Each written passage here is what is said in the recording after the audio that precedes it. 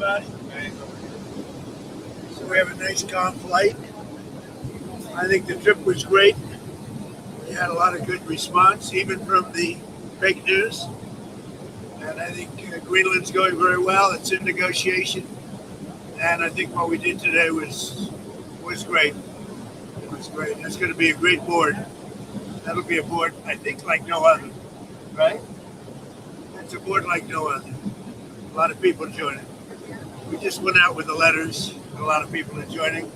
Now we have a flight back, and we'll be landing in 4 hours and 45 minutes. And I'm going to be very late for a dinner, but that'll be okay. What are some of the elements of the Greenland concept that you can tell? There was really a negotiation, but it's infinity. The time limit is infinity, meaning there is no time limit. It's forever. It's, you hear about 99 years, 50 years. It's forever. That was discussed. We can do anything we want. We can do military. We can do anything we want. And it's being negotiated, and let's see what happens. I think it'll be good.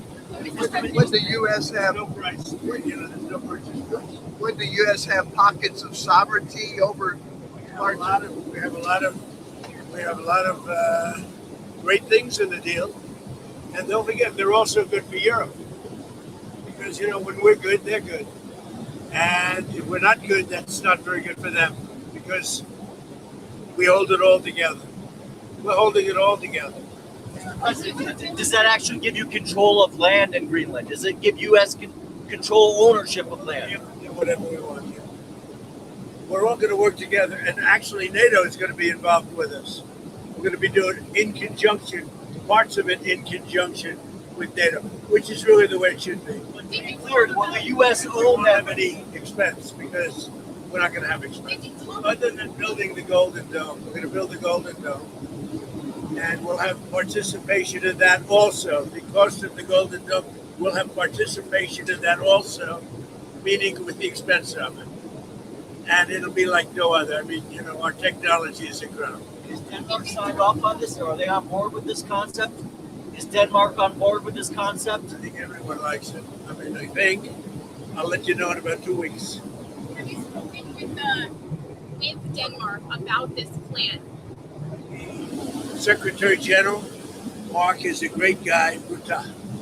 He's a great guy, and he's spoken to everybody. And when you spoke with the NATO Secretary General, did you talk about U.S. military presence in Greenland? We talked about everything, and you saw him yesterday. He was interviewed on Brett Bear, and he was very happy. He was very convinced this is a good deal for everybody. On Ukraine, how did your conversation go with President Zelensky? We had a conversation. I've had numerous conversations on Ukraine. It'd be nice to end that war. It costs us nothing. We make money. I don't want to make money, but we make money.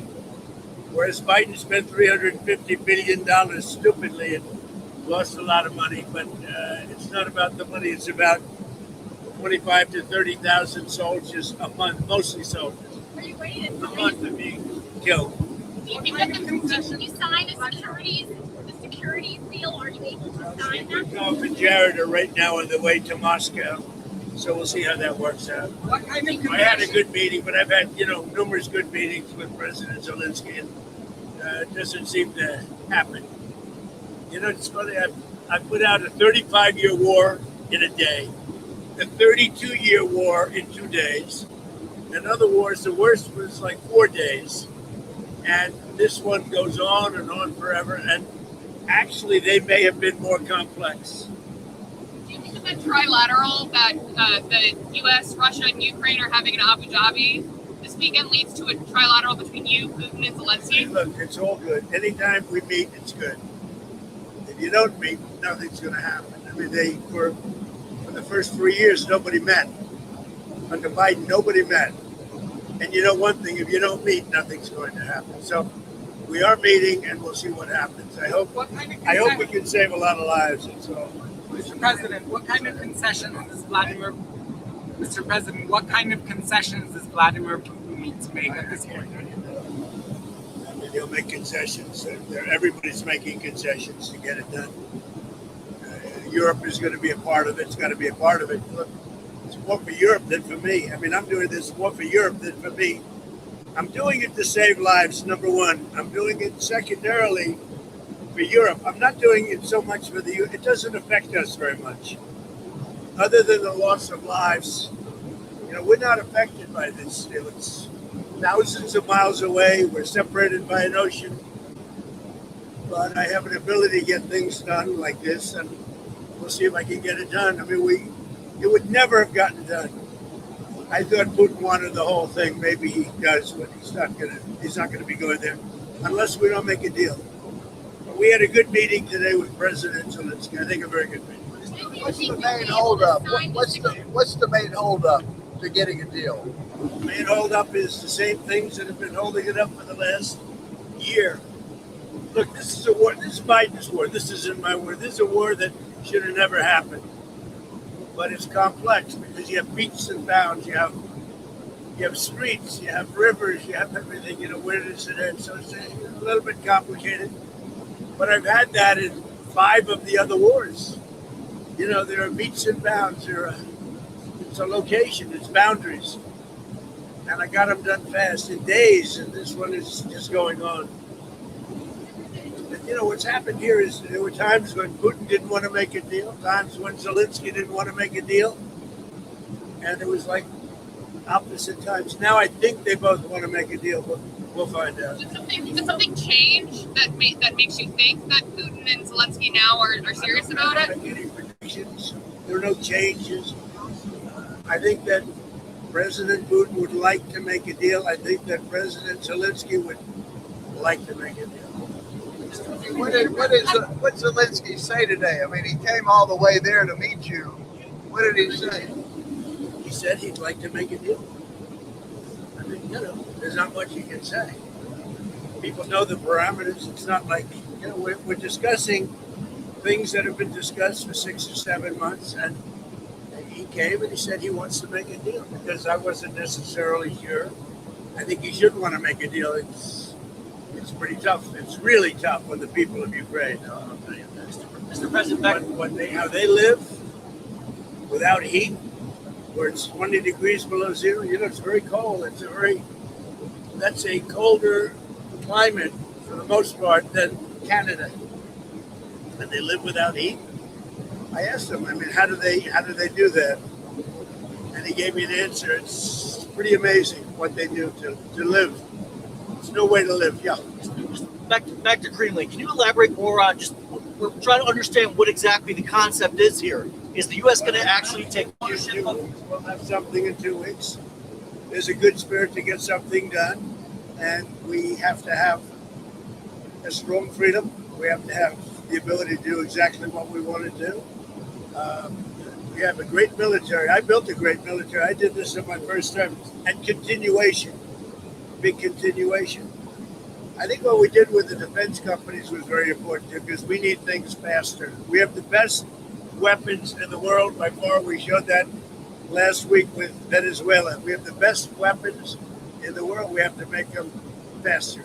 How would it be any different than the current situation? The U.S. can much more detailed, much more generous to the United States.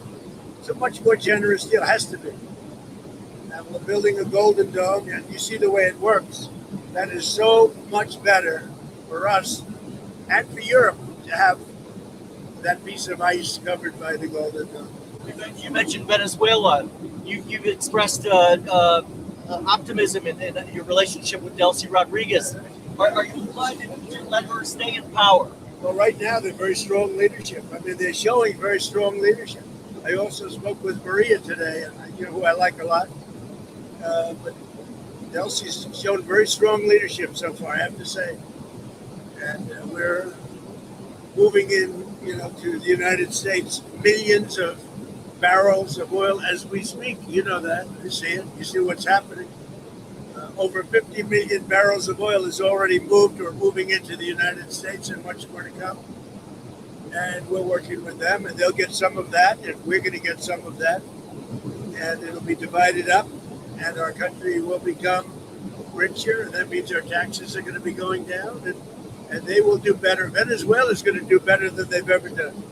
So if that continues, Even with us, taking a very fair piece of it, Venezuela will do better by far than they've ever done.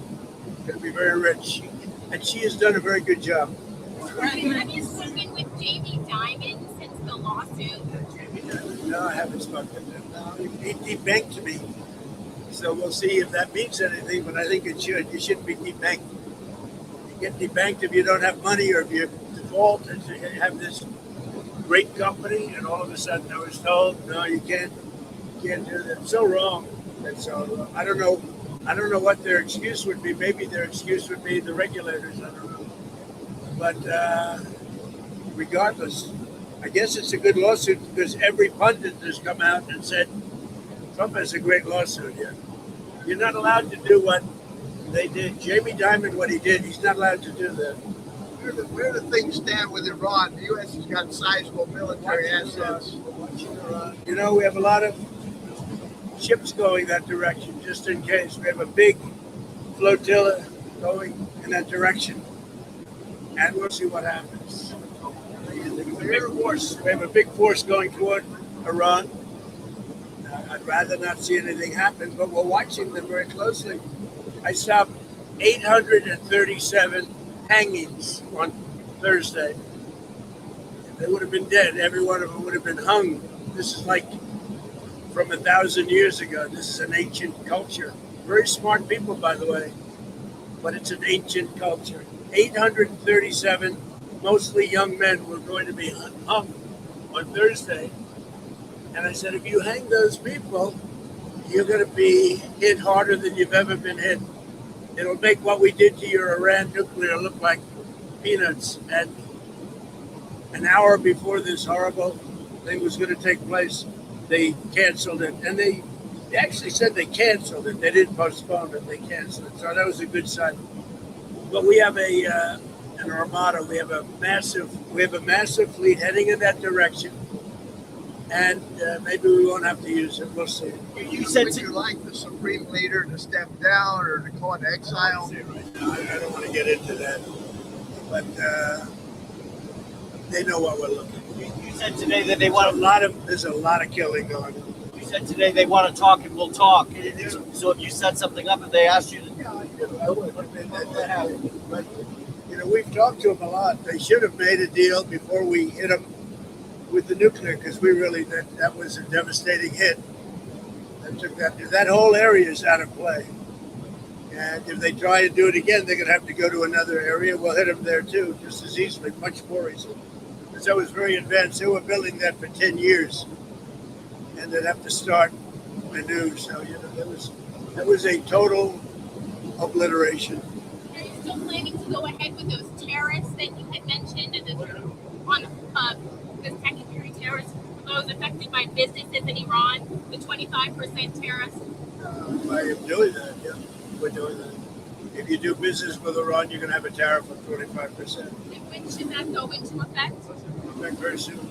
Do you think there's a possibility that the UK or France could join the Board of Peace? Well, I think they're going to want to. Look, some countries have a prohibition, and they're going to their legislatures and getting out. In most countries, the prime minister or the president can sign. You saw a lot of them today. Don't forget, the letter only went out 2 days ago. We had almost 30 people already at very important countries. But there are some countries, like Italy, who told me she wants to sign. She wants to be desperately, but I think she has to go back to her legislative branch. And we have that with Poland, too. He said we want to, I was the one that endorsed him. He's great, by the way. He's doing a great job, Carol. But he has to get an approval. Some have to get an approval, some don't. Most don't, but some do. They have, a legal requirement to get an approval. Do you envision being chairman of the Board of Peace past your second term in office? I have the right to be if I want. I'll decide, see what happens. But they'd like me to be. It's in theory for life, but I'm not sure I want that. But it's going to do great work with Gaza and maybe other things. It could be beyond Gaza.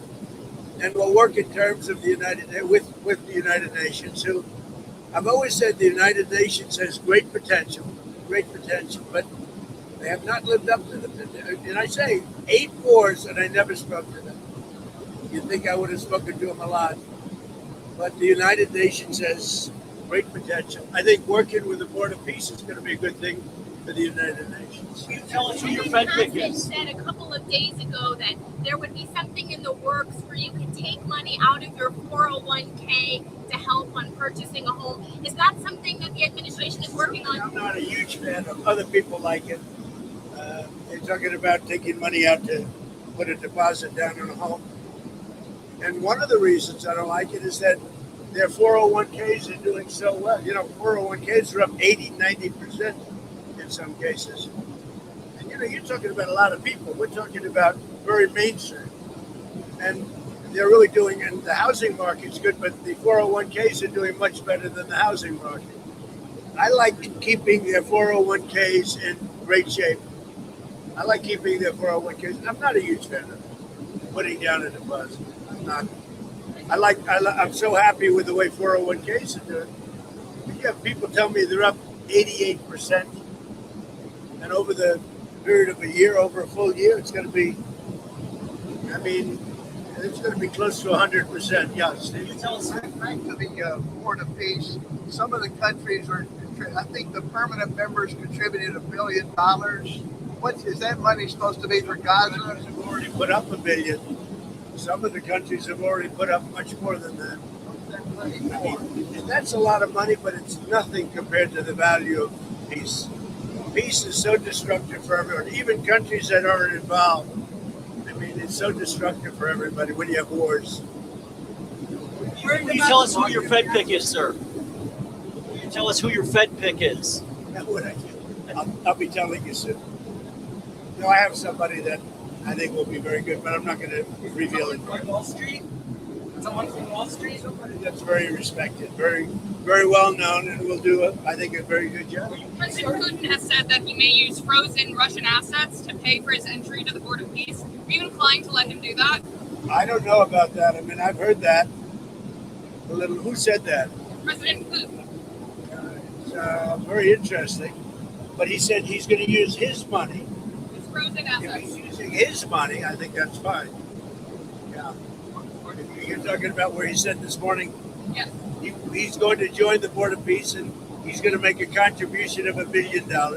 Yeah, by using his money. If he's using his money, that's great. I think it's important to have everybody in. Are you concerned about the investigation into Jay Powell, making Jay Powell stay longer on the Fed? No, I'm not concerned. We'll have to see what happens. He's too late. Just always too late. Despite that, we have interest rates going down. And also, he's building a small complex, the Fed building, and they're going to be close to $4 billion. It's the most expensive job, and it's a renovation.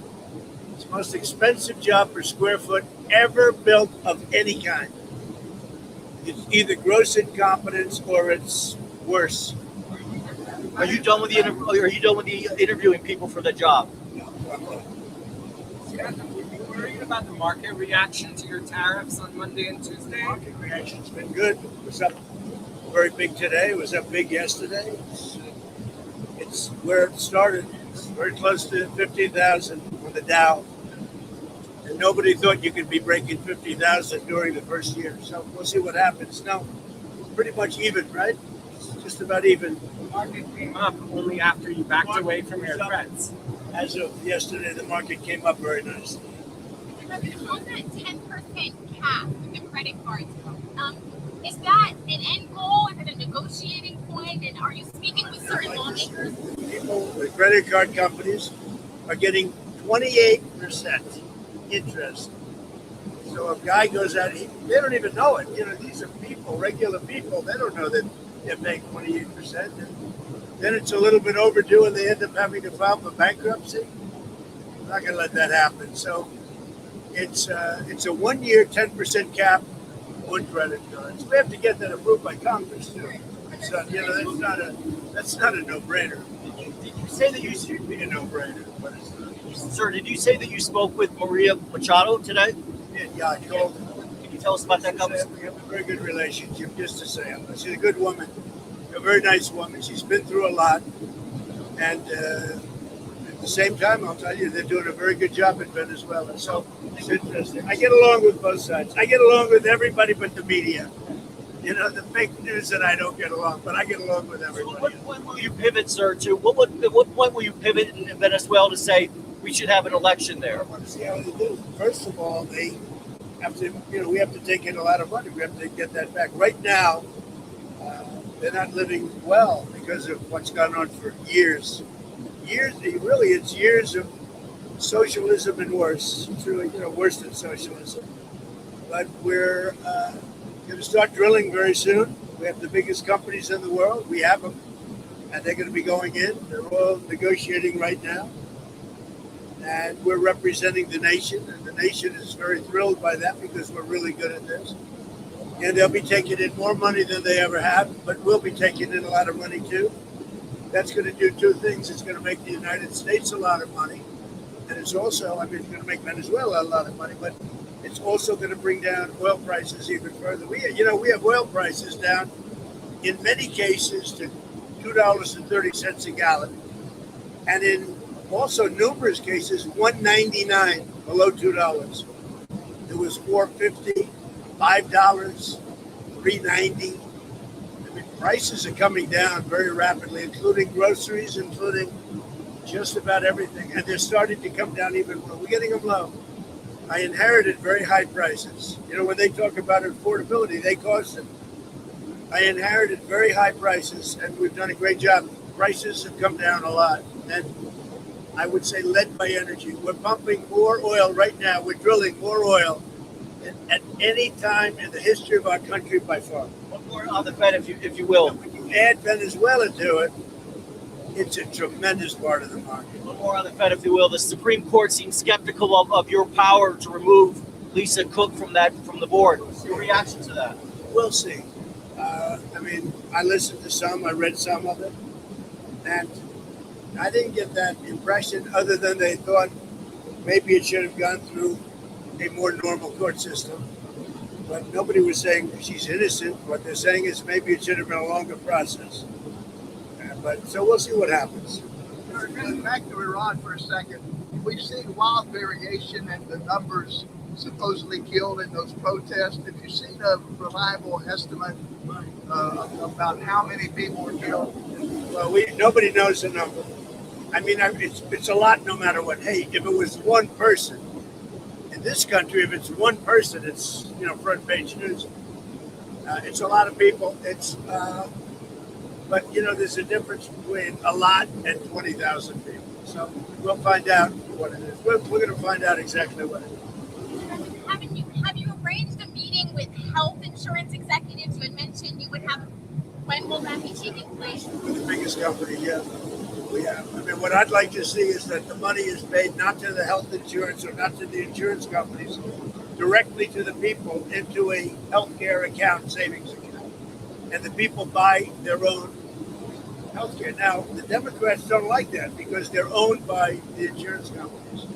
The Democrats are owned by the insurance companies. Obamacare, and I said this for a long time, Obamacare was set up by the insurance companies. They made a fortune. 1,000 points, they're going up 1,000, 1,250, 1,359%. That's all the money pouring in. I want the money to go directly to the people. Let the people buy their own health care. Now, their health care is going to be better, and they'll be paying less money. It's going to be amazing. But we have to get the Democrats to support it, most likely. Yeah. You're going to Iowa on Tuesday. What's your message there ahead of the midterm elections? Great to the farmers. The farmers have been great. I helped them out when we were going through the difficulty with China, which we solved. China's buying a lot of product right now, as you know. But while we had that negotiation, and I gave them, billions of dollars, and they were very happy. The farmers like Trump, and I like the farmers. I won their vote. I won almost all aspects of a lot of. Look at the auto workers, how well I did with the Teamsters, the auto workers. But the farmers have been very special to me, very successful. All 3 terms. I won it all the time. So I think they're really happy, the farmers, with what's happening. You've expressed some concern, though, about the midterm elections. My only concern is that presidents never win. You know, what is it, 2 times in 50 years? Democrat or Republican. Even, I mean, nobody had a better first year than I did. Look at what we've done. We have the greatest economy in the world. We have the greatest investment in a country in history by many times. Nobody's ever had that. Think of it, $18 trillion. We have thousands of businesses being built right now. And they're going to be opening soon, and it's going to be amazing. Also, the great big beautiful bill kicks in now, now and over the next couple of months. That's going to have a huge impact when you have no tax on tips, no tax on Social Security, no tax on overtime. That's going to have a huge impact. Also, the 1-year depreciation is big for businesses. They're going to have to hire a lot of people. So I don't think there's ever been anything like it. I think we have a great country. We have a country back. We were a dead country, and now we're great. How much travel are you going to do this year, campaign travel? I'm going to do a lot of campaign traveling. I hate to tell you guys, but it's going to keep you employed. Now, we're going to work hard. And the only problem with that question is, for whatever reason, it's a deep down psychological reason, sitting presidents that won, even that won big, we won big, all 7 swing states, a popular vote, sitting presidents don't seem to do well in the midterms. I guess over a 50-year period, they won twice. So I don't know what that is. That's something down deep. You'd have to ask a psychiatrist about that. But we should do great. We won the election big. The border is now great. The border is the best we've ever had. The border is the best there is anywhere in the world. Look at some of the European countries, what happened. They wish they had our border. And they tell me that openly. They wish they had our border. And they have to do something about immigration. Mr. President, how many times do you think you'll meet with the Chinese president this year? I'm going to make a trip. I'm going in April. He'll come toward the end of the year. And I look forward to seeing President Xi. I've always had, his wife is fantastic. He's an amazing guy. And I've always had a great relationship. President Xi of China. Always had a great relationship with him. It was a very strained relationship during COVID. But now it's an excellent relationship. Look, you see that. Look at all the farm product they're buying. The soybeans, they're buying a lot of soybeans. And that makes our farmers happy. And that makes me happy. Thank you very much, everybody. Thank you. We saw the bruising on your hand. Are you okay? Very good. I clipped it on the table. So I put a little, what do they call it, cream on it. But I clipped it. I would say take aspirin if you like your heart. But don't take aspirin if you don't want to have a little bruising. If you take I take the big aspirin. And when you take the big aspirin, they tell you you're bruised. The doctor said, you don't have to take that, sir. You're very healthy. I said, I'm not taking any chances. So anyway, but that's one of the side effects of taking aspirin. Thank you very much, everybody. Appreciate it. Thank you.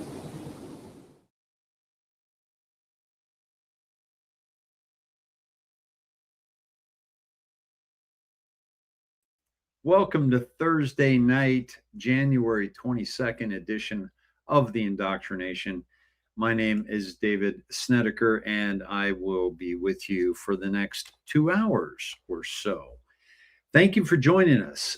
Many of you might be thinking, well, why are you showing us, President Trump, and it, cuts into the show half an hour. At this point in human history, there is one man that everybody was trying to get a meeting with in Davos.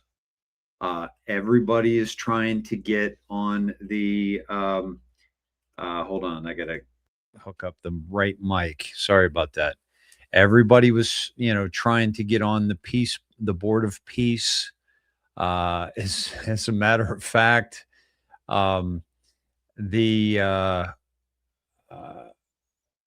very interesting, but President Trump posted this earlier.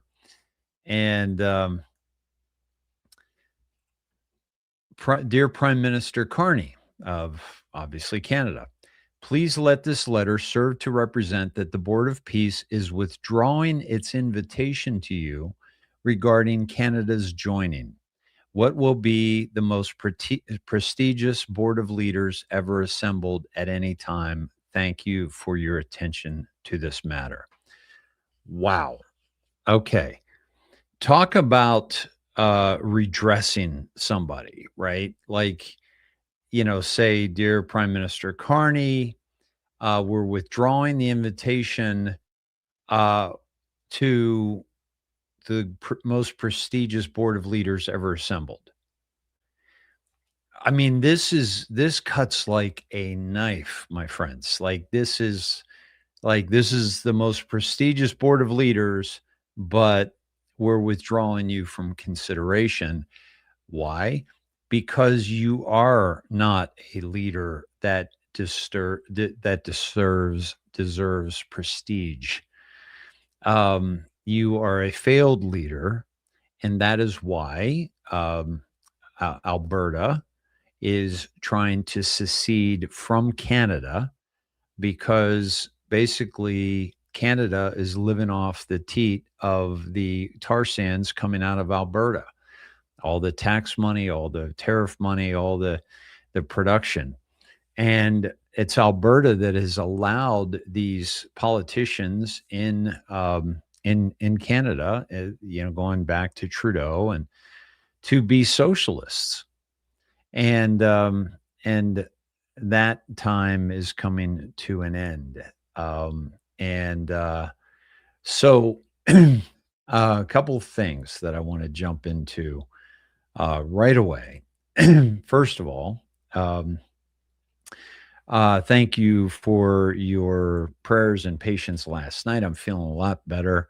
I did a lot of movement today, but not, strong movement. So I'm feeling a lot better. So thank you for that. And my apologies for the balk, as I said, I think to Pete last night, that kind of set up the show, and then right at the end I couldn't do it. But thank you for your understanding, because I'm trying to come to you as often as I can during these very, very interesting times. I will most likely be off tomorrow night, Friday, but I'm going to try to put something together for Saturday. So keep an eye out for that. Now, Saturday, we're going to have some pretty intense weather. So some people might be having some internet issues, but I figured we could hunker down in the snow and the rain and do a show together. So we'll see. I'll let you know, definitely. So, couple things. First of all, happy birthday to our friend and moderator, Quasi Pete. Pete, happy birthday to you. Happy birthday to you. Happy birthday, dear Quasi Pete. Happy birthday. 65 to you. And many more, my friend. And what a birthday. Okay, think about all the things we're going to talk about tonight, Pete, and how this is happening on your birthday. And I want to take you right to a very glaring, in my opinion, post by Dan Scavino, which he posted 3 hours ago. And I'm just going to play a little bit for you, but I want you to see it, and then we're going to do a dive on it. And it's very interesting. A half inch to an inch of ice, that's enough to bring trees down. That's enough to bring power lines down. And the other part of this story is that cold. So it comes into play with the winter precipitation, but then all of a sudden it comes into play once again in the end, because the ice that falls and the snow that falls isn't going anywhere anytime soon because of that cold. So once the ice falls, it's going to be there for a while. So power outages, transportation issues, they could be as long as a week, if not more. Yeah, I think that's the dangerous aspect to this. This is not just a couple of days worth of ice and snow. The recovery impact, I mean, it's prolonged with this cold air locking in. You mentioned, sending the aircraft out there to get real-time data. I think one thing that's been such a talker about this storm and how big it is and how many different pieces to the puzzle have to come together. What are some of the things that you have done, your team has done there at the National Weather Service to really make sure that these models, the information that we're getting right now, some of the resources that have been opened up? It's really end to end here at the National Weather Service. So the first step is to get the observations we need. So you get the observations into the model. So the models are only good when you get good observations in there. So good in, good out type of thing. So getting the aircraft data helps the models become more accurate. So with that forecast, we're really trying to get a better pinpoint of exactly what the parameters are associated with how much snow is going to fall or how much ice is going to fall. And by the way, a big thing to remember here is there's a lot of talk about faster, slower, the area moves 40 miles north, 40 miles south. Look, the thing here is it's going to have a big impact. So we need everybody really getting ready for the storm and not really worrying about maybe I'll wait a model run and things will change. No, this is going to be a big impact no matter where you are in the path of this thing. But at the Weather Service, just proud of the team. I mean, they're getting themselves ready. We filled up our generators. We've been able to have food. I've got staff across the country that'll be sleeping at the office to make sure we keep everybody safe. So we get prepared here at the National Weather Service and across NOAA to make sure we're able to get everyone else prepared and keep them safe in this storm. Absolutely. I mean, the partnership from warning area to warning area, from team to team across the regions has just been incredible to see the messaging, how it's come across. Director, how are you coordinating with local and state officials? As of right now, as we're talking, there are at least 5 states of emergency. I have to imagine that number will continue to grow once the storm picks up.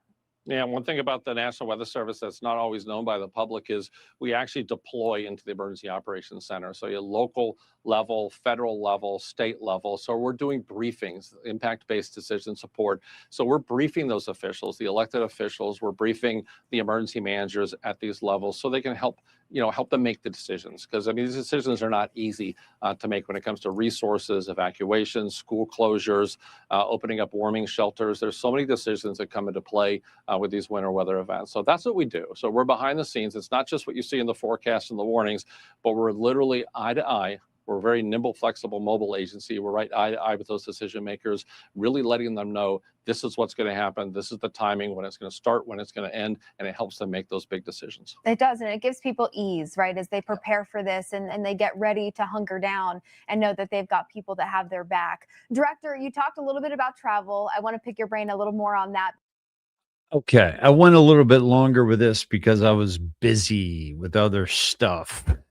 Okay, because what I want to take you to is this is Dan's post at 18:31 p.m. So we go to 18:31 on the Q drops, and that's August 10th. 2018. Does POTUS make statements that are false? Now, before we go any further down this dive, I want to take you back to we have a huge loss in the community, in the revolution. This loss is Scotty Marr. Scotty's the one that does a lot of music, puts music to the Q drops as they scroll by. And I want to play Scotty's. This is, by the way, this is Scotty Marr here. This is profile pic. He died of a heart attack. He and I'm doing John Denver's parody. One of the great patriots in our movement, bring nothing but positivity and friendship to thousands upon thousands of people. You will be deeply, Deeply missed, brother. Love and peace. So, you know, I am grateful that Scotty got to see as much as he got to see before leaving this realm. And Scotty, you were amazing, dude. You woke up a lot of people. You made a lot of people aware of Q and the importance of Q. You made it fun. You put some beautiful music to it. So hats off to you, Scotty. God bless you. Rest in peace. You will be missed, and you will be, I'm sure, doing some work from beyond beyond your life and death. I look forward to what you will be bringing to us, and I'm going to play a little bit of Scotty's. I believe this is his last post that he put together, and so let me take you to that, and it's very significant for my thumbnail that I used today, and for what's to come. It's a war that should have never started, and it wouldn't have started if the 2020 U.S. presidential election weren't rigged. It was a rigged election. Everybody now knows that. They found out. People will soon be prosecuted for what they did. It's probably breaking news, but it should be. It was a rigged election. You can't have rigged elections. You need strong borders, strong elections, and ideally a good press. I always say it. Strong borders, strong elections, free, fair elections, and a fair media. The media is terrible. It's very crooked. It's very biased, terrible. Boom. So this is getting us into the very important timestamp of Dan's weather post. Okay. And I'm going to take you back to that real quick.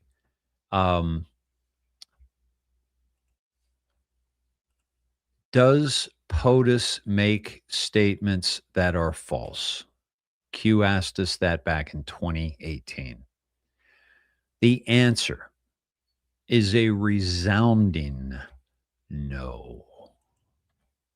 He doesn't do it. He doesn't put himself out there with something that isn't accurate. I used this example recently. 3 weeks ago, if you remember, President Trump posted on Truth Social that the Minnesota Somalis are garbage. Everybody thought, oh, that's just not very presidential. That's, he's calling the people of this country garbage. Really? Look what happened within a week after his posting of that. The Nick Shirley video seen by over 100 million people. The research done by David, I'm forgetting his last name. That's a name we should know. And my apologies to David for not remembering your last name right now. But you did that work for years, and Nick came in and interviewed you, and you guys went around, and Nick gave you exposure. But yours was the real work and the real research that you were doing for years. And now we're talking about $19 billion in fraud in one Midwestern state. Watch the water, Q told us, right? Watch the water. So back to the drops. Knowing what you know now, start at 12. Okay. Let's let me share this with you. Hello, my name is. It is now my privilege. Start at 12 minutes in is what Q told us to do. Okay. Start at 12. We're going to go to 12. We're going to do exactly what Q told us. And here we go. The issue of going to confession, or as Hillary calls it, the 4th of July weekend with FBI Director Comey. Now, I'm told Hillary went to confession before tonight's event, but the priest was having a hard time when he asked her about her sins, and she said she couldn't remember 39 times. Nah. Hillary is so corrupt. She got kicked off the Watergate Commission. How corrupt do you have to be to get kicked off the Watergate Commission? Pretty corrupt. Hillary is and has been in politics since the 70s. What's her pitch? The economy is busted. The government's corrupt. Washington is failing. Vote for me. I've been working on these problems for 30 years. I can fix it, she says. I wasn't really sure if Hillary was going to be here tonight, because I guess you didn't send her invitation by email. Or maybe you did, and she just found out about it through the wonder of WikiLeaks. We've learned so much from WikiLeaks. For example, Hillary believes that it's vital to deceive the people by having one public policy and a totally different policy in private. That's okay. I don't know who they're angry at, Hillary, you're right. For example, here she is tonight in public, pretending not to hate Catholics.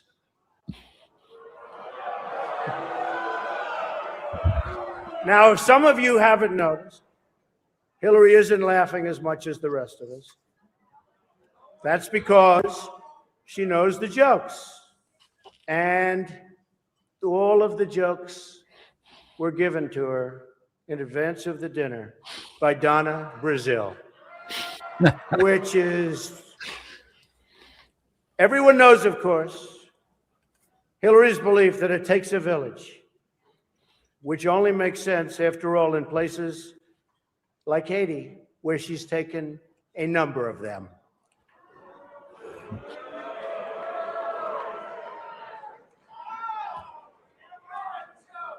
Thank you. I don't know. Thank you. And I don't want this evening without saying something nice about my opponent. Hillary has been in Washington a long time.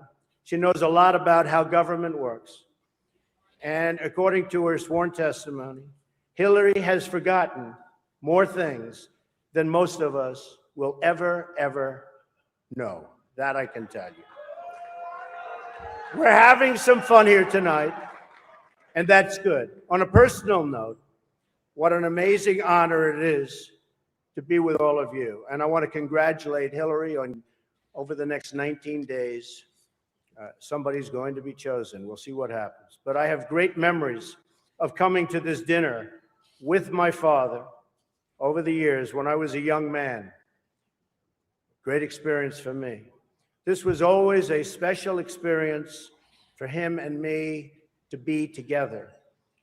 One thing we can all agree on is the need to support the great work that comes out of the dinner. Millions of dollars have been raised to support disadvantaged children, and I applaud the many people who have worked to make this wonderful event a critical lifeline for children in need. And that we together broke the all-time record tonight is really something special. More than 6 million net. The Cardinal told me that's net, Donald, remember. We can also agree on the need to stand up to anti-Catholic bias, to defend religious liberty, and to create a culture that celebrates life. America is in many ways divided,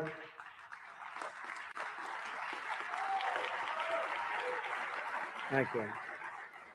America is in many ways divided like it's never been before.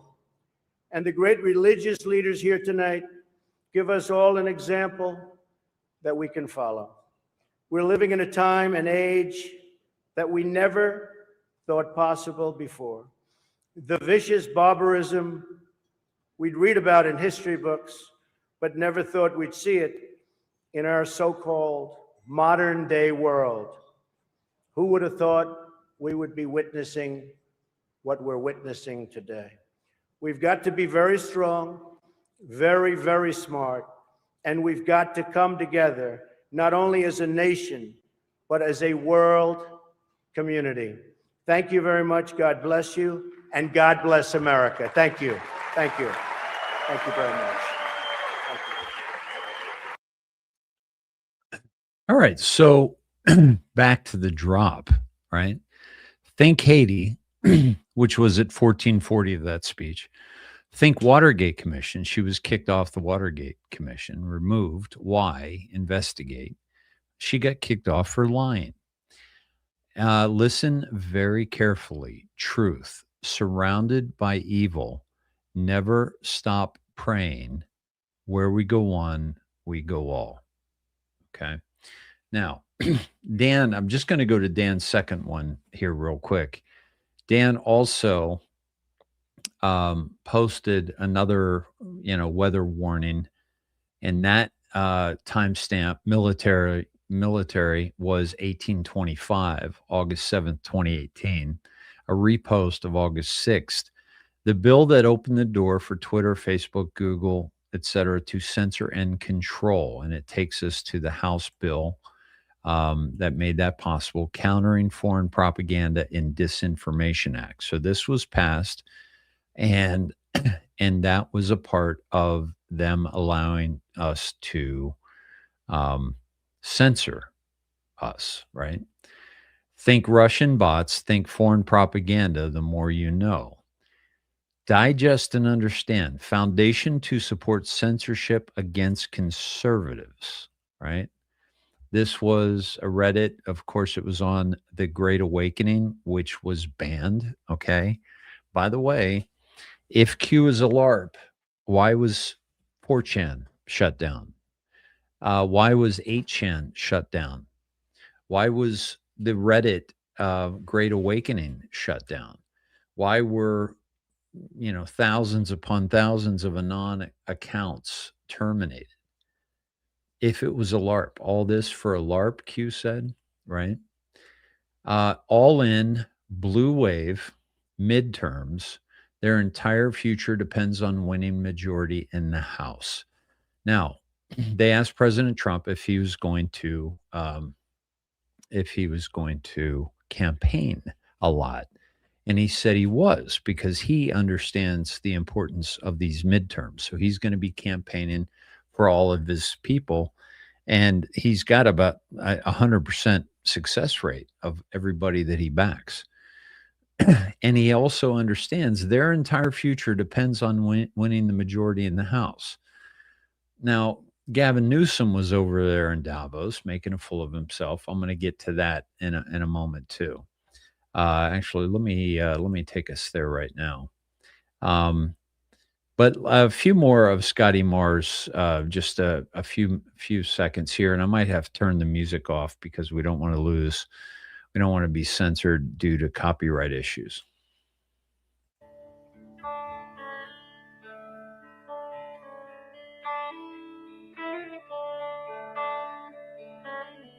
So I'm going to turn the audio off. I'm going to speed it up a bit. And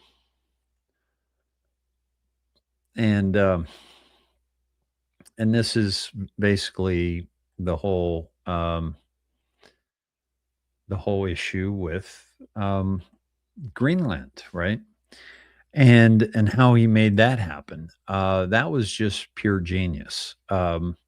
He got there in his first speech. He said he wasn't going to use military because he wasn't going to need to. And then he basically cut a deal. So these are, some of the posts that are relevant. President Putin on Greenland recalls Russia selling Alaska to the U.S. for about $7 million, $158 million in today's prices. I just lost my Jasper just laid down on something that unplugged my monitor. All right, so that's a problem. Hold on. Let me get to the bottom of that. Hold on one second. So I'll let that play so you can read it while I figure out the problem here.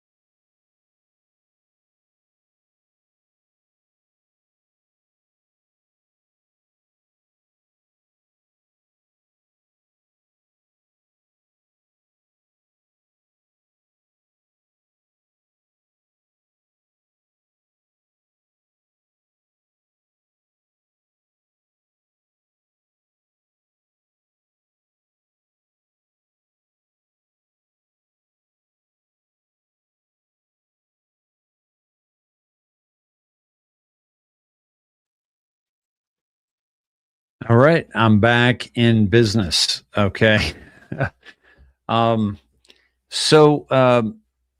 This is being an FBI informant. Hold on one sec. I want to go back just a little bit here. Okay.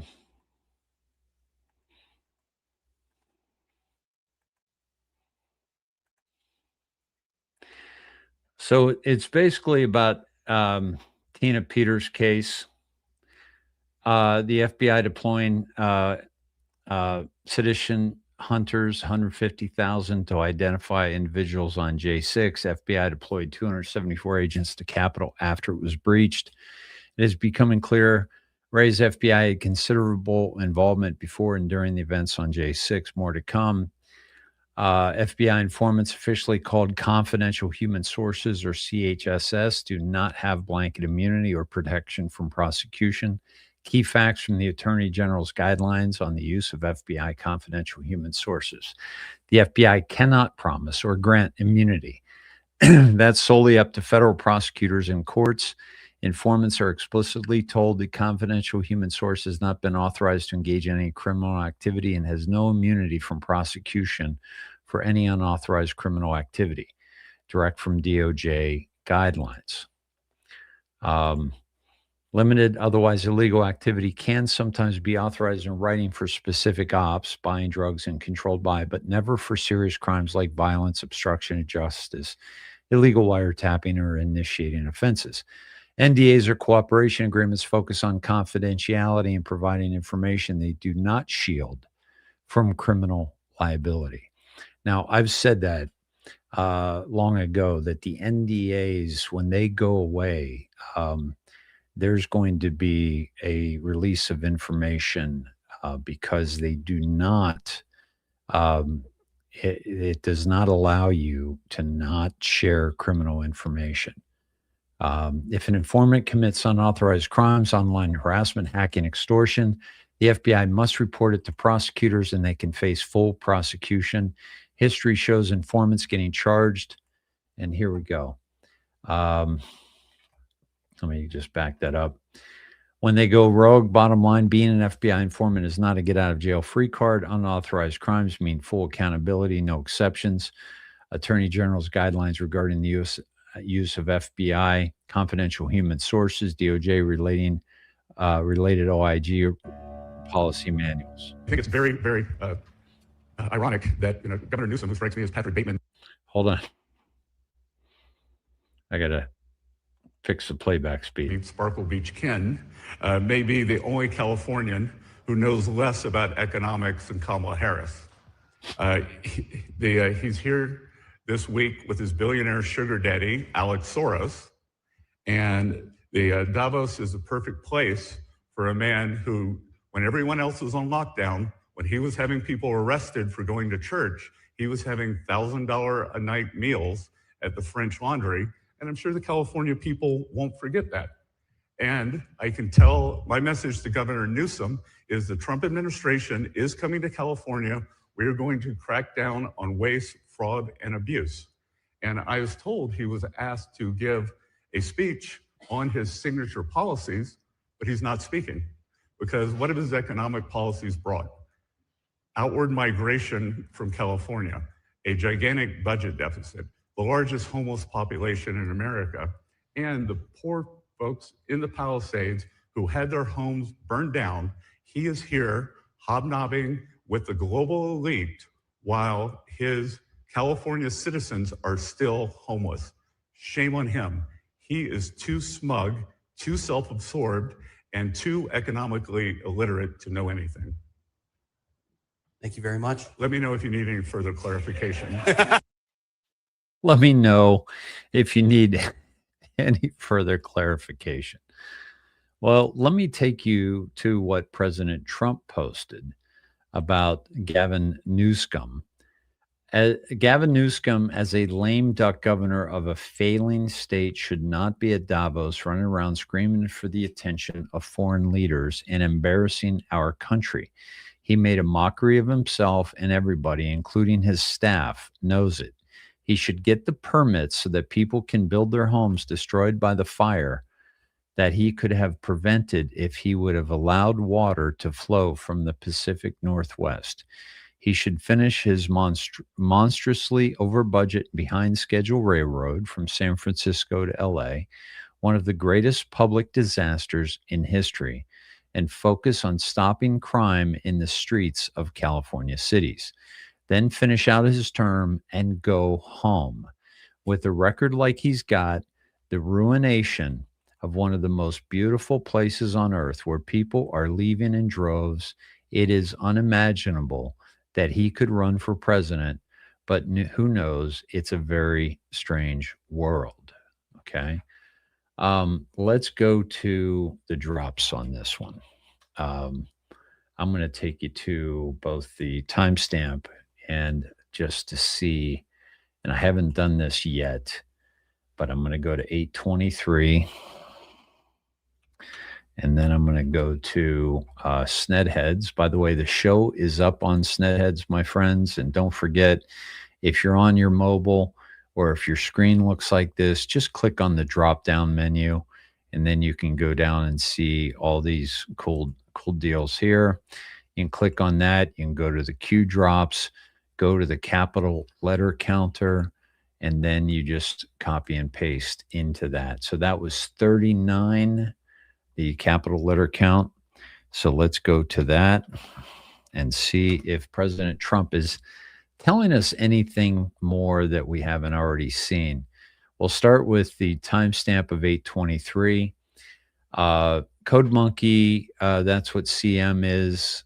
Check code line 1133, embed added, embed string. So this is basically, this is all about what I was just saying, that they infiltrated 4chan, and then they infiltrated 8chan and shut them both down. And then 39, which is the key here, I think, because looking at President Trump, he's capitalizing lame duck, governor, failing state, Pacific Northwest, greatest public disasters in history, crime in the streets, California cities, obviously California, and then go home. Most beautiful places on earth. We learned as children that we don't capitalize Earth. It's the only supposed planet that's not capitalized. Maybe that was a clue back in the day. President is not capitalized. World is not capitalized. So when we see stuff like that, then we think, well, maybe they're trying to tell us something. So back to the Q drops of 39. Would it blow your mind if I told you Barack Obama has been in North Korea and perhaps there now? We're here within the past week. Why did his administration do little to slow their nuclear missile capabilities? Who feeds North Korea with strategic intel? Iran? Yes. He spoke about Iran today, and he said that if you're going to execute those people, you're going to be hit like you've never been hit before. And if I need to remind you about the nuclear facility, I will do so. What deal was done with Iran under Barack Obama?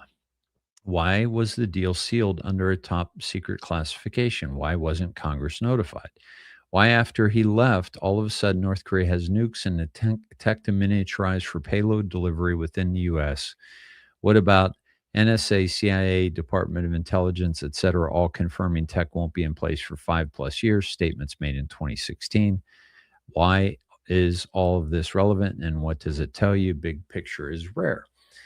And this is a big part of the deal with Iran. That's why President Trump took out Iran's nuclear capabilities, and he took out the capabilities of North Korea when they bombed the mountain, right? And he was just talking about North Korea, just now, okay? And if we think mirror, right, we're taken to Q drop 93, the repost, this is 2017, is HRC just a puppet and the goal is to take down her minders and the real kingpins? Q says, correction, HRC was a puppet, but her strings were recently cut. She's now on her own and fighting for her life. Now, whenever HRC, Barack Obama is coming into the news unlocks the map or the timestamps, at the same time that we know that they're trying to tell us something about this. Okay. Now, along these lines, I want to take you to today's Delta, which I would have taken you to last night had we done a show. And it says very simply, stay at home. -7 or -7, DR noon, clear sky, safe comm satellite regarding, with code. Is this about, the storm this is the calm before the storm? What storm, Mr. President? So is this winter snowstorm that's going to affect somewhere in the ballpark of 100 million people?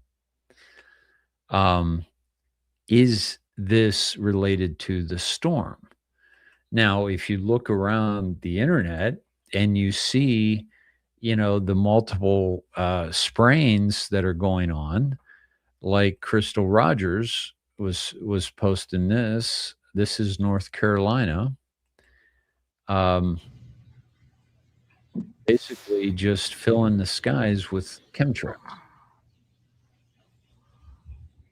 So how much of this is geoengineered and how much of it is natural? And if they have the ability, right, to control the weather, then, and they've spoken, President Trump has spoken from, and this is another one from the Mideast, that was North Carolina. This is from SGNon, and that is, hold on one second. By the way, Spiritual Street Fighter, thank you for your meme. 2020 isn't over yet. And that's very clear based on what President Trump just said. This is the All right, Patriots. So several days ago, we were issued a blizzard warning for this particular area. We were told that we will have historic winter weather. Not that we likely will have it, not that we could have it, but that we will have historic winter weather. Now, for those out there that continue to suggest ignorantly that these are contrails, I have a question to ask each and every one of those individuals. Well, we know they're not, but it's the whole point here is that that it something of this magnitude, is likely not natural, especially when we see that level of spraying in the sky. Okay, so let me take you to a big news today. Remember President Trump talking about leaving the World Health Organization, right? Hold on. This was the signature a year ago. Okay, hold on one second. This was the signing a year ago. Withdrawing from the World Health Organization. Ooh, that's a big one. Withdrawing from the World That's a Health big one. Organization. Ooh, that's a big one. Yeah, it is. And the other thing is the United States government owes the World Health Organization $260 million. Are they going to get it? No way. The WHO will go the way of, I believe, NATO and the UN. Trump was very critical of the UN in meetings and in his speech at Davos. 8 wars he stopped. Okay, 8 wars that have been going on, some of them going on decades. And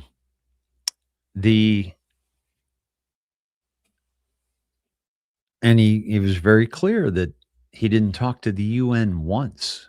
And isn't that what the UN is supposed to do? Well, the UN is worthless. The World Health Organization is worthless. NATO is worthless. And the CDC is worthless. And all of these organizations are being exposed for their simple lack of credibility. But what else are we finding out is worthless? I don't know. How about Congress? I watched, folks, today, Congress questioning, and I'll pull up something on that. I want to show you something here, but I wanted to post President Trump again because we've got the tariff stuff coming up, all right, by the Supreme Court, the decision. The people who brought the tariff litigation against our country. Now, remember, the reason why the Supreme Court is addressing the tariff issue is because somebody sued the Trump administration for imposing tariffs. So the people who brought that litigation against our country now in the United States Supreme Court are strongly China-oriented and very upset by the fact that the United States is doing so well. Giant growth and investment, almost no inflation. These people, in some cases Americans, should be ashamed of themselves. Make America great again. Okay? So again, by the way, one of the few times that President Trump has brought up this subject without calling it what it is, and that is a threat to our national security. But the fact that he keeps bringing up the wars, you might say, oh my God, how many times is President Trump going to say that he ended 8 wars? How many times is he going to say the Ukraine-Russia war was Joe Biden's war, not his war? How many times have we heard that over and over and over again? Well, how many times did our mainstream media tell us about Russia collusion? And that was all a lie, but people bought it because they kept repeating it over and over and over again. President Trump is doing that on purpose. He is legitimately repeating himself on many aspects. I'll give you an example. Gavin Newsom criticized him for saying the same thing over and over again. Well, you know what, folks? This saying in my basketball circles coming up through the ranks, if you will, was, it's cocky if you can't back it up. It's confidence if you can. And President Trump exudes confidence with the things that he's talking about because he has backed them up, right? So this is, it's almost, and also on the subject of NATO, I want to take you to this post, which was very interesting. Maybe we should have put NATO to the test, invoked Article 5, and forced NATO to come here and protect our southern border from further invasion of illegal immigrants, thus freeing up large numbers of Border Patrol agents for other tasks. Okay. Now, this is more than what it says. Okay. Much more. President Trump is showing us the insignificance of NATO. We had that clown talk about, that Europe doesn't need. I've got to show you that. If you guys haven't seen that yet, I got to show you that. In a moment, we're going to go to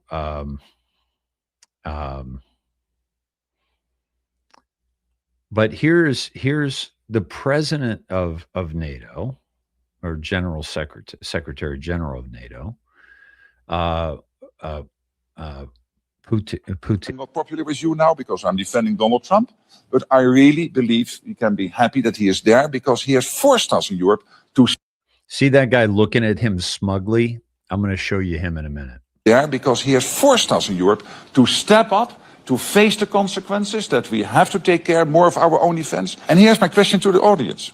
I mean, many of you I know criticize Donald Trump, but do you really think that without Donald Trump, 8 big economies in Europe, including Spain and Italy and Belgium, Canada, by the way, also outside Europe, would have come to 2% in 2025 when they were only on 1.5% at the beginning of the year? No way. Without Donald Trump, this would never have happened. They're all on 2% now. Do you really think that in the summit in The Hague, as already Alex was saying, the president of Finland was saying, that we would come to an overall defense spending of 5%, including 3.5% in core defense, if President Trump would not have been re-elected as president of the United States? No way. It would never have happened. So again, I'm not popular with you now because I'm defending Donald Trump, but I really believe we can be happy that he is there because he has forced us in Europe to step up, to face the consequences, that we have to take care more of our own defense. Nothing he said there is untrue, right? The guy that was looking at him smugly, I was going to play this for you yesterday. You may have seen this, but I need to show it to you. First is a direct answer to the question of this panel. Can Europe defend itself? My answer is unequivocally yes. Without the Americans? Without the Americans. I mean, how? I'm going to play that again. First is a direct answer to the question of this panel. Can Europe defend itself? My answer is unequivocally yes. Without the Americans? Without the Americans. I mean, how? Well, look. But you're relying on them for these key elements. You said earlier that Europe can defend itself without the Americans. If it comes down... not exact, Mike, so that's not a quote. More or less, more or less. Let's. We'll go back to the let's transcript. stick to Yeah. the left on this one. Yeah. More or less. More or less. I love journalists. If, but if it comes, First is a direct. I mean, this is Finnish President Alexander Stubb. My friends, that was 11 minutes later, and he's calling the press stupid, and as are the other panels, but nobody's calling him out on this except, the woman asking the question, right? So this is, to me, okay, this is the show. This is waking people up. The countries that what the Secretary General said about Trump got them from 1.5% that they weren't paying. The European countries owe NATO over $1 trillion. Think about that. Now, the percentage is a percentage of their total budget of their defense, right? So President Trump got them to pay and raised it to 2%. Then just last year, he got them to raise it to 5%. Okay. Now, because of the amount that we spend on defense, we have that. We are responsible for approximately 2/3 of NATO's budget. President Trump is going to figure out, do we need NATO? Do we need them? Because he's figuring out we don't need the WHO. He's figuring out we really don't need the UN. He's alluding to that. And he's also alluding to NATO. Because if he didn't get what he wanted in Greenland, which was basically free, unfettered access and military, posts, and basically he's in control of Greenland without the public awareness of that. But he was also going to give the people of Greenland a lot of money. But Denmark's probably not going to do that. So what are the people of Greenland going to do when they realize that the better deal was with Trump and we don't want to be with Denmark, right? And especially that Denmark asshole who told Trump to fuck off, and then he was corrected, right? So this is the reason I'm spending so much time on this is that this is very significant, and it's also very the way that he lays it out. I will tell you, the UN, U.S. is going to pull out of the UN. The WHO we already have. NATO, we'll see, but I think that he doesn't even need NATO when it comes to Greenland, but he's definitely exposing them like he's exposing so many others. Obviously, so that's that. Now, staying on with Davos, this was Newsom. I'm not going to play him. I'm just going to play a few seconds. Now, this is Caitlin Collins asking the question for what is she? MSDNC. This is her asking him the question. Speech. You were obviously named by President Trump during that speech. Yeah. What was your reaction to what he had to say about you? None. I think he said something very different last night. I didn't hear new scam. CNN, I heard sorry. New green scam. But I mean, come on, it's it was remarkably boring. It was remarkably insignificant. He was never going to invade Greenland. It was never real. So that was always a fake. And so he says, well, Yeah, yes, it was. I said it.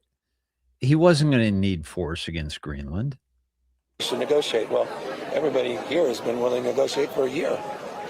So it had fire and fury signified absolutely nothing. But if they're under threat of possible military, they're going to be ready to negotiate a lot more, especially if they're under the impression that he might pull out of NATO. They're done. NATO is done without President Trump. Even by Trump standards, I was rather curious.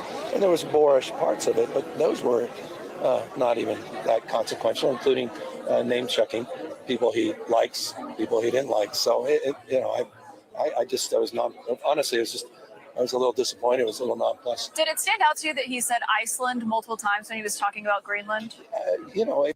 Now, folks, I missed that. I listened to the whole thing. I didn't hear him calling it Iceland. I heard him calling it all ice.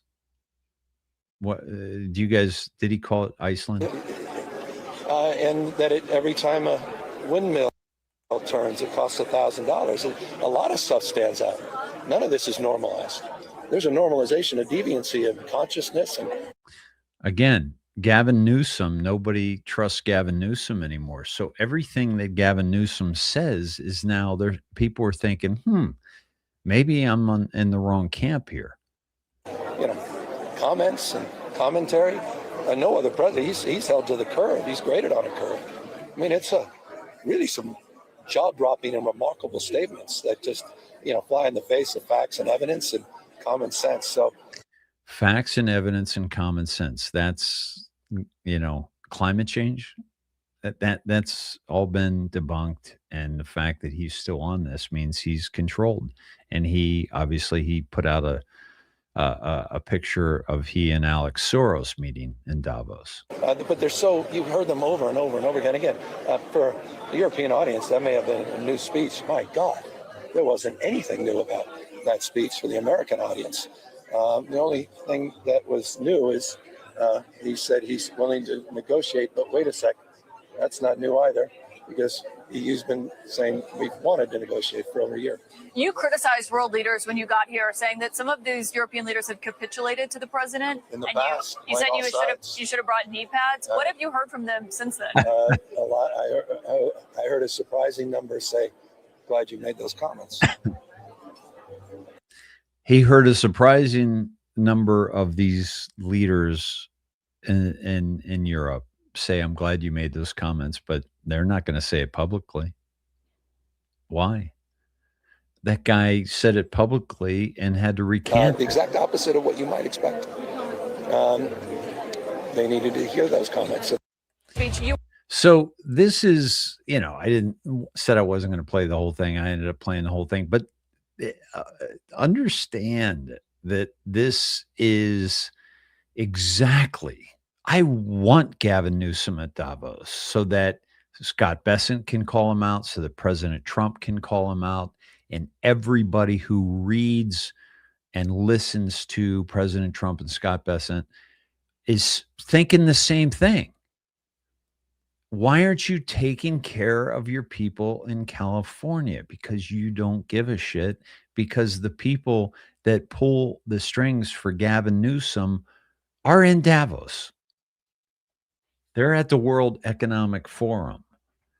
Those are the people that are pulling the strings of the puppet Gavin Newsom. Okay. And so the fact that we're being shown all this, my friends, is so relevant. It's so significant. And this was just yesterday as well. These are election workers in Texas sounding the alarm. And again, I bring this up because of what President Trump said about the election. This is from the Skiff. Election workers in Texas sound the alarm as election machines keep adding on hundreds of votes in real time as poll location is shutting down and workers are told to leave. Nothing to see here, just another election being rigged. We're doing nothing. Our numbers are going. What is it? 1 minute. 1 minute. So the machine's like, Nancy, you're really easy. I'm only at 600 and something. I was never anywhere near that. I'm 1,089 now. So it literally jumped from 600. She was nowhere near that. Now it's at 1,089 in seconds. Mine just jumped to 922. Ours said 300. I'm at around 300. He's at 300. What's your total? Over 1,000. The last time I like put a number in here, it was 642. From 300 to 920 jumped. Last time it was 642. My number now says I'm now at 817. My number now says, I mean, that's now just jumped again. Now it's at 817. From 300 to 9, and I only have 600. I'm still looking. I'm now at 817. I'm at 1149. So, oh my gosh. So what does that mean? But what does that mean? There's no tabulator in there, Jackie. That means that they are literally rigging this election. It's this. We're watching it. Oh, almonds, almonds if you want some. I mean, we're done. Our machines aren't done. Yeah.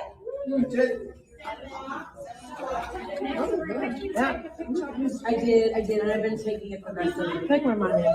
I'm video. Oh, okay. As is country. Well, you can hear all this. Yep.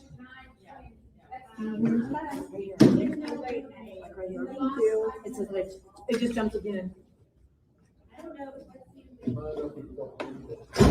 What's going on now?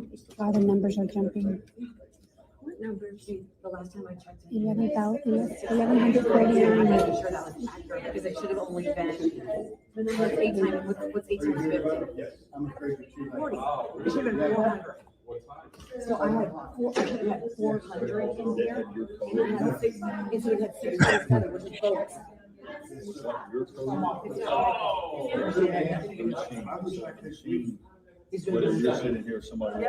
So this is just showing that these, it's closed and it's still jumping. This is the next one we go to. Closed and it's still jumping. You got a weird machine there. It just jumped. It's happening. It's happening to everybody. Another 100 on me. And polls are closed.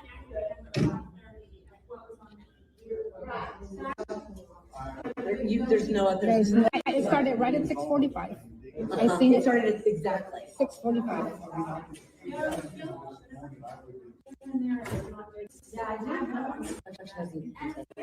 I'm sorry, like this election hasn't contested. Yeah, no. We're all physically watching it being. Well, it's going to be contested because they were already saying that there was not going to be any results tonight. Yeah, it is going to go over a week.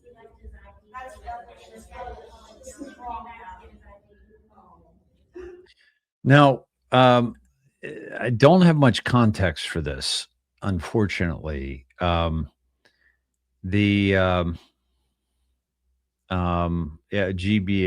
GBPH says Elon Musk. This was CanCon, who follows me. I'm going to follow back. Okay, Marine combat vet, and basically the skiff stole that and put the skiff on it. And this is Dallas County after the polls are closed. But why not just share this person's story? I broke this story. I edited the captions on the sides of this clip. I interviewed the poll workers, and this dirt puts his tag on it. Grifter's going to grift. 3 years ago, I posted this. So this was 3 years ago. 3 years ago. Okay. So there you have it, my friends. This is the one that we should be sharing out. But this is the kind of thing, like, why is this come out now? Why did this person bring it out? Well, and why is this being seen the way it is because of what President Trump is talking about. And that is the the 2020 elections were stolen. He said that to the world leaders at Davos. Okay. That is huge. That is absolutely huge. And because when does Trump say something that he doesn't mean? Okay. So let me take you to this guy right here. He's been getting on my nerves. And I'm going to tell you how this story ends here in a moment. They made 2 arrests at this. They've just arrested Nakima Armstrong for our protest on Sunday. My lawyers tell me they have no fucking case. This use of the FACE Act and the KKK Act is complete bullshit. But let's be honest, they don't fucking care. They don't believe in the rule of law. They're fascists. They're now going after fucking the Clintons for the Epstein files. What the fuck? God damn it, people. When will you stop fucking acting like everything's normal? By the way, the Clintons were found in contempt of court, okay, by the committee. Now it will go in front of the House. So both Bill and Hillary Clinton have been found in contempt for not showing up for their subpoena. Now it'll go in front of the House, and we'll see how the House votes. And if the House votes, my understanding is that they will be arrested. And going about your fucking days. Get in the fucking streets now. It's time to shut this country down. We are at fascism. The republic has fucking fallen. Please, Americans, please stand up for something. Do not be the same as those in 1930s Germany, because right now that's exactly what you're all fucking doing. Please wake the fuck up. They've just arrested Nakima Armstrong for our protest on Sunday. My lawyers tell me they have no fucking case. This use of the FACE Act and the KKK Act. Yeah, we can't listen to that clown anymore. But let me take you to the latest, my friends. Pam Bondi also arrested. Let me make sure you're with me here. Okay. Chantal Allen, the second arrest in the Minnesota church shooting, storming by leftists. They're now done. Bondi, more to come. We will protect our houses of worship. I so voted for this. I shared that yesterday on my timeline. And then, but let me take you to the most recent, which is very tasting. By the way, this was the one of the women that was arrested. Was the one that Don Lemon Tell us why you're doing this. This is Operation Pull Up, more of a clandestine operation. We show up somewhere that is a key location. They don't expect us to come there, and then we disrupt business as usual. So that's what we're about to go do right now. Okay, she's been arrested. She has been arrested. I'll take you back to that here in a moment.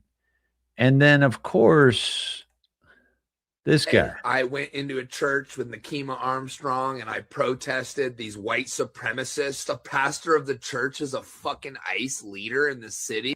As you can see, all these pretend Christians, all these comfortable white people who are living lavish, comfortable lives while children are dragged into concentration camps. So, Pam Bondi, you want to come and arrest me? You want to come and give me charges? So be it.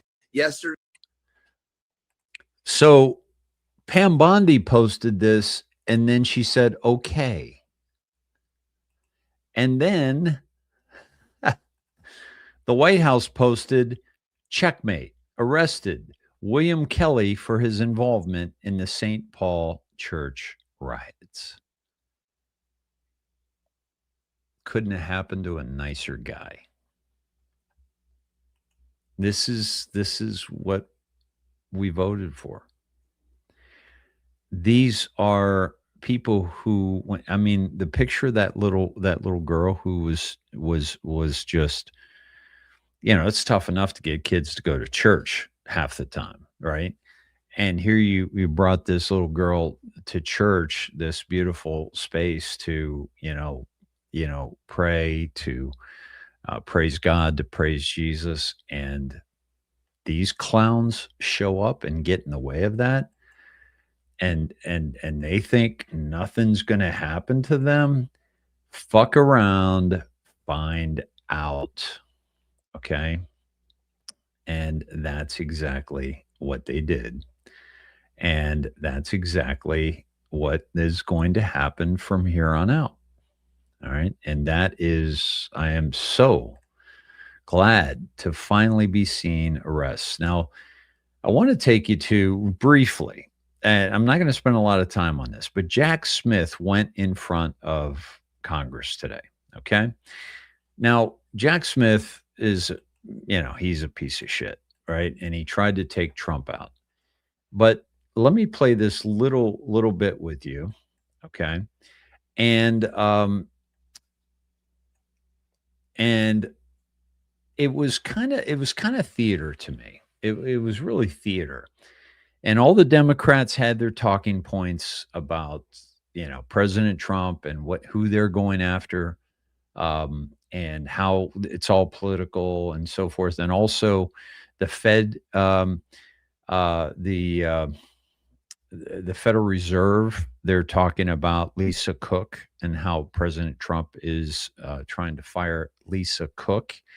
And they're talking about the sovereignty of the Federal Reserve and how that's being challenged.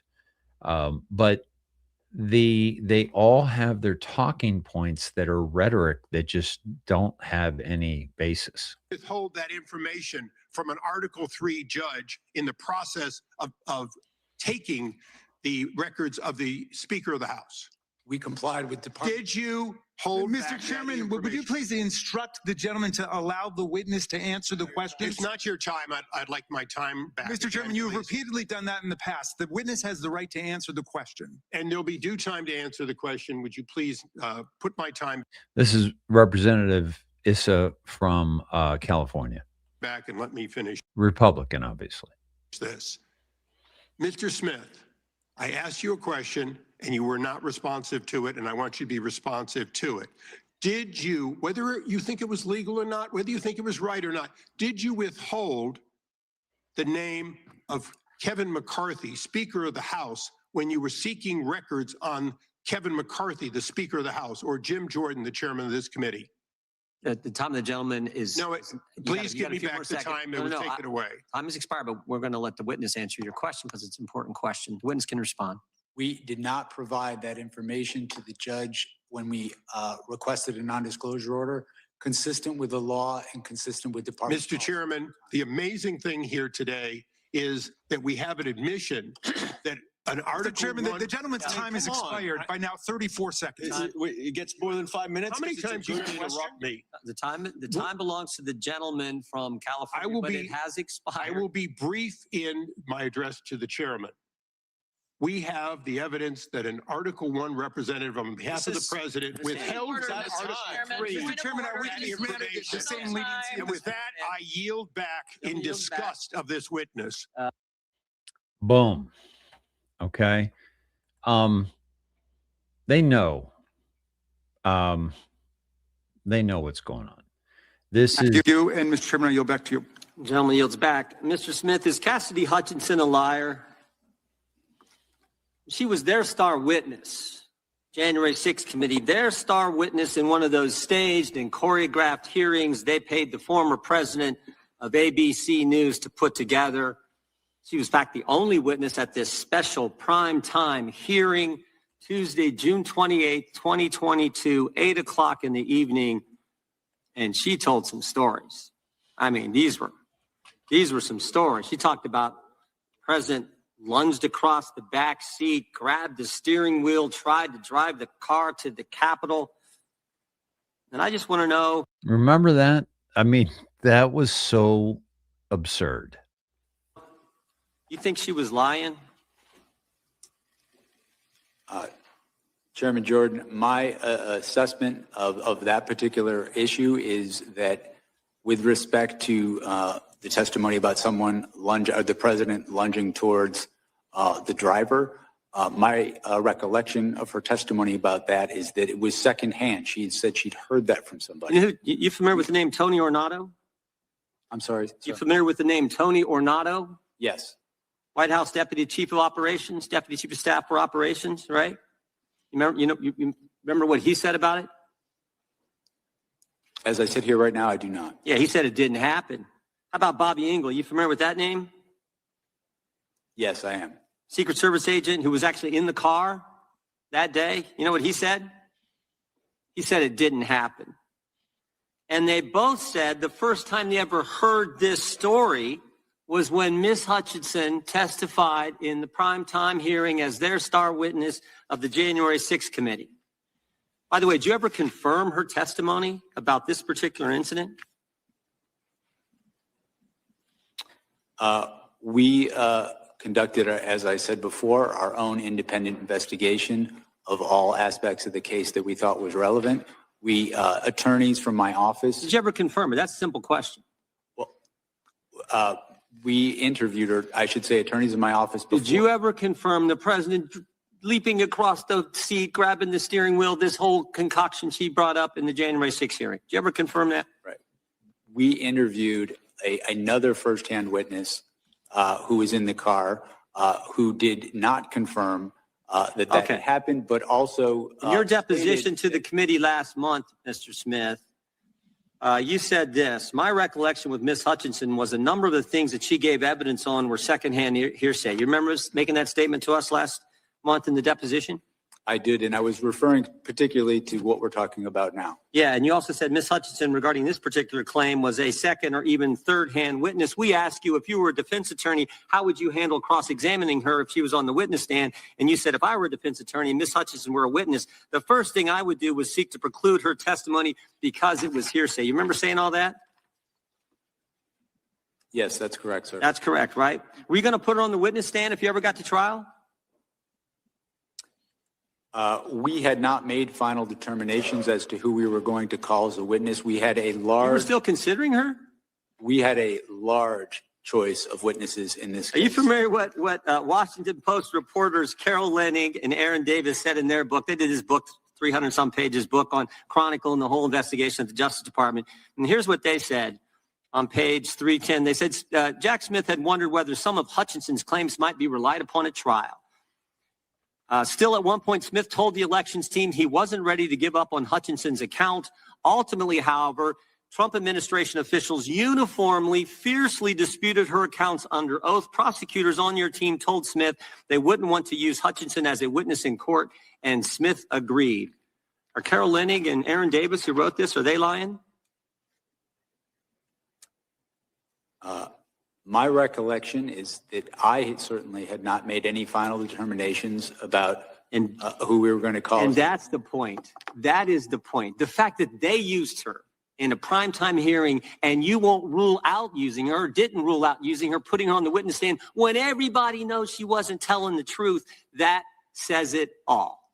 That's the degree the left and Democrats were willing to go to get President Trump, putting on the witness stand someone everybody knows is making it up. Everybody knows that. And you were willing to do it. By the way, you know how many times Cassidy Hutchinson was mentioned in their report, the January 6th report? Any idea, Mr. Smith? I do not. 185 times. Someone that the whole country knows wasn't telling the truth, and you were still considering putting her on the witness stand because you had to get President Trump. And everybody can see that. That's probably the best part of all the hearings is Jordan's takedown of Jack Smith right there. I want to take you to this next story. This young man said this the other day. And he's basically playing risk because people hurt his feelings, or people ostensibly hurt his feelings. Talking about President Trump. So I am appreciative that the president is being transparent about this. I would love it if he was more transparent about the human sex trafficking network that he was a part of, but you can't win them all. Cameron's grateful that the president is being transparent about the Nobel Peace Prize and his desires for Greenland. Scott, what do you think about that? You going to let that sit? Are we going to claim here on CNN that the president is part of a global sex trafficking ring? Or, well, I mean, we're going to talk about the Epstein file. Scott, I will do the fact checking as we go along. The fact checking as we go along. No, you're not doing that. That's why Scott had to say something, you clown. Here, repeat what you said about the global sex trafficking ring. That Donald Trump was provably very involved with it. Okay, we'll get to that later. I mean, Donald Trump has never been charged with any crimes in relation to Jeffrey Epstein. But let's be we'll adults talk. here. We'll talk about that. Let's be serious. Satisfied? This is him having to say, I would like to retract my comments from CNN last night and truly apologize. Donald Trump was obviously not involved with a giant international child sex trafficking ring where women and children were systematically raped by elites. I said that by accident and didn't. Okay. That's Cameron Kasky. All right. Here, where did that go? Hold on 1 second.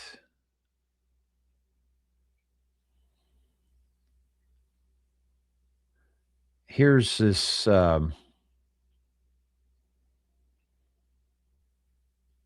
other interaction with Jennings that I showed you the other night. You don't get to say the word illegals anymore. But because I don't. the percentage. Who are you to tell me what I can and can't? I've never met you, brother. I can say whatever I want. They're illegal aliens, and that's what the law calls them, illegal aliens. That's what I'm going to call them. Right. Listen, you can't say illegals anymore because ICE is directly targeting legal citizens of this country. And how are you going to enforce your edict on me, just out of curiosity? Listen, I understand. But just listen to his point about illegal. No, I want to know why he gets to It's instruct not. You're my changing the speech. topic. Hang on. You're making a point making an about emotional people being plea. arrested. Go I ahead. understand that your job is predicated on just getting increasingly more demented every single week, and that the audience comes back to see if perhaps Make your point. My point is that you're saying the word illegals, but it's in you federal don't law. even really know what's happening. Or actually, I think you do, and Sure, you're I do. doing this on purpose. But Yes, the truth because is, I want the law enforced. they are not just targeting illegal immigrants. They They are. are targeting natural-born U.S. citizens. They are not. That is a fact. You They are cannot not. deny that. I mean, you can on national television. They are deny not. facts all the time. They You've are done it a not. couple times in this very episode. I still want to know how you're going to enforce your right. language For God's edicts on sakes. me. We'll take that up. How are we going to enforce it? We're going to take that up in the break. So, excuse me. So, now the first kid was Cameron Kasky. Now I'm a little thrown off by this, but this is that first kid. This is his account, okay.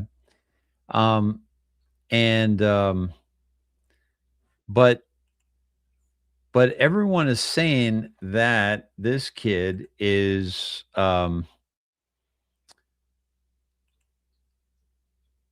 that the same kid? I can't even tell. No, this is a different kid. Michael Douglas and Catherine Zeta-Jones' liberal Nepo's son is too spooked to return to CNN after Scott Jennings eviscerated him during debut appearance. So I'm a little thrown off. Can somebody now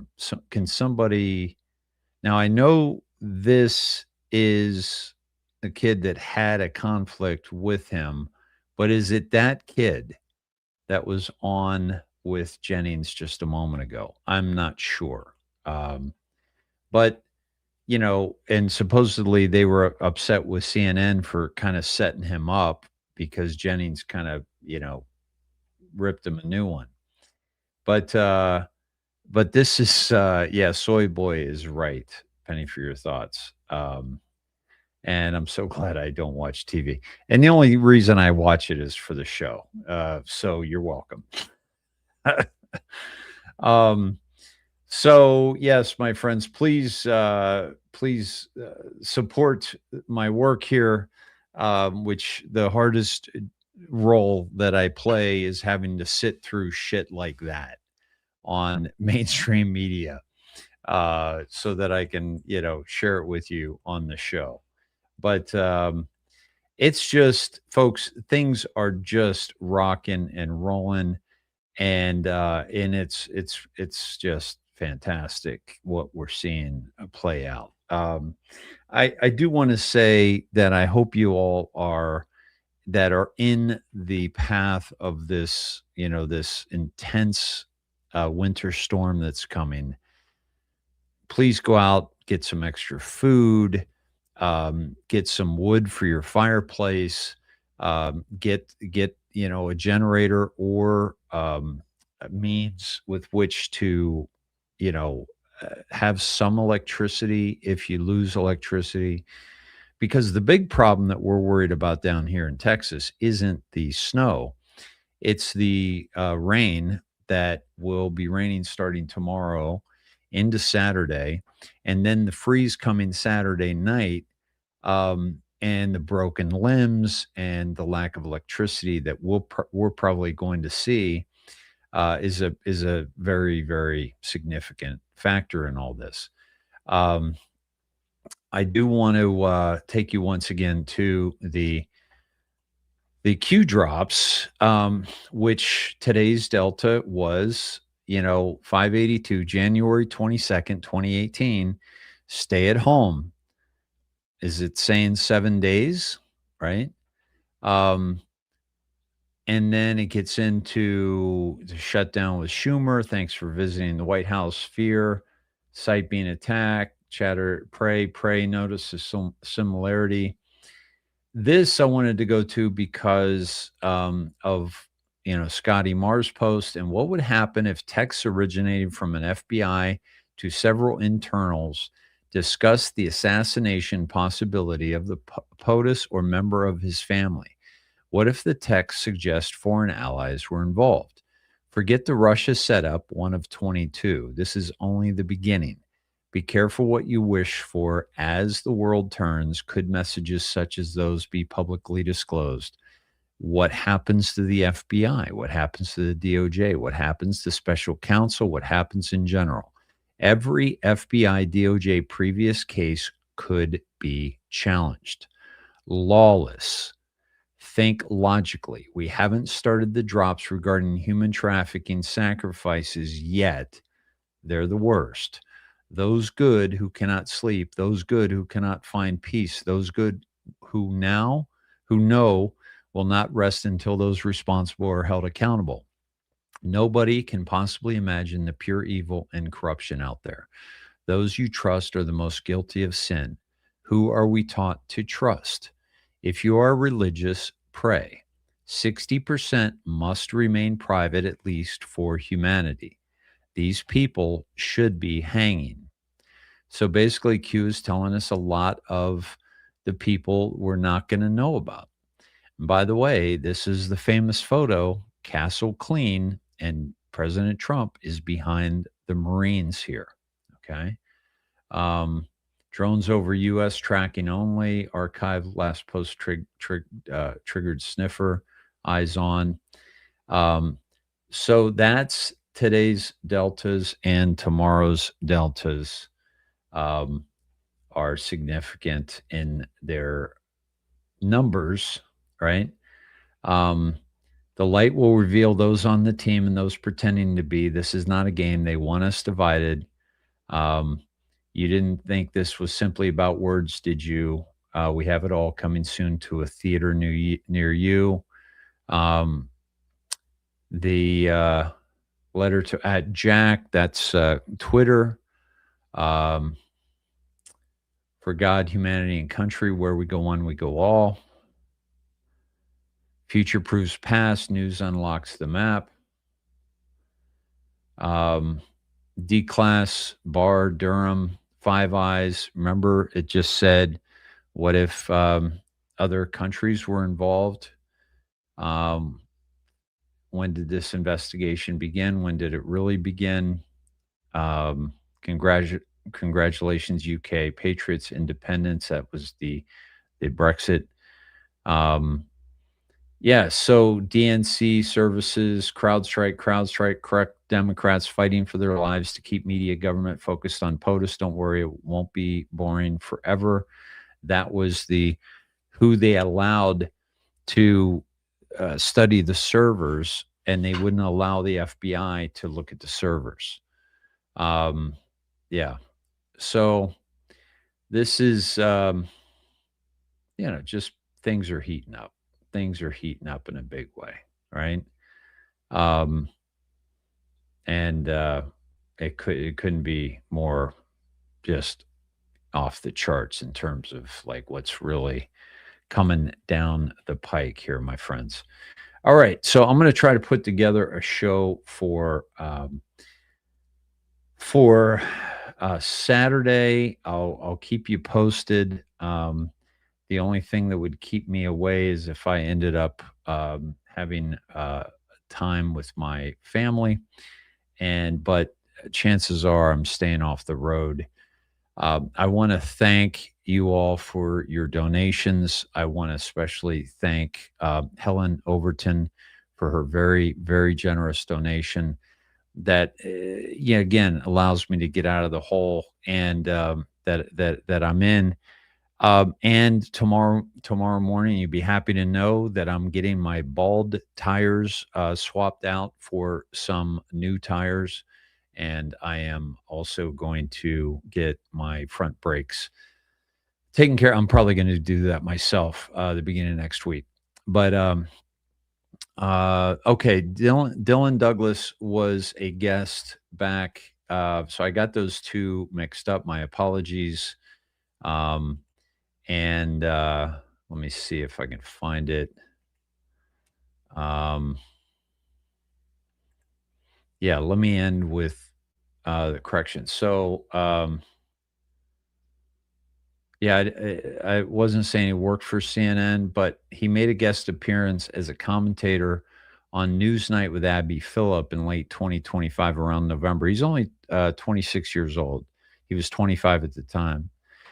Participating in a roundtable debate on topics like government shutdown, SNAP benefits, and the Affordable Care Act. During the segment, he debated conservative commentator Scott Jennings, which reportedly went poorly for him. He was eviscerated.